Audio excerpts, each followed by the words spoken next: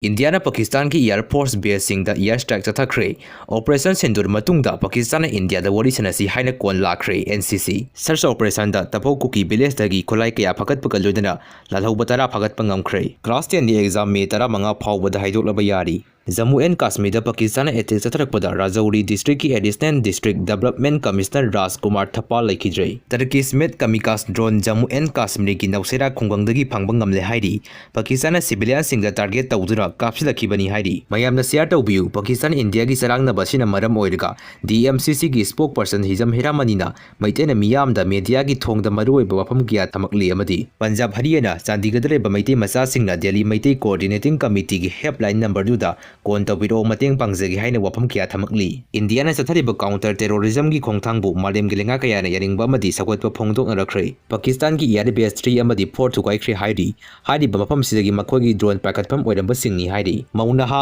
Chingnaningai Oina mawongda thawri yantuna Sirmle sumang lila gi lila roi singna evidence singbu amu hane CM oina haptuna nobulingak semnaba PM da taksingkre Jammu da ba composite hospital CRPF bantalapta Pakistan attack tawrakre composite hospital CRPF bantalap Jammu attack by Pakistan more da Kuki ama gon medan mathang asum phanglaba matung overdose da sire ngasi commander mayam ama sansa ganga ga tawrena kauraga maroiga bori ga thongba pizarado lan gi lalong makhal amani yangna bana kari khali tambang ngampanate section da yapon de haina anambai tengkon gi lusing puren ori ba korongan ba kuman gi maikai digi phongdrokli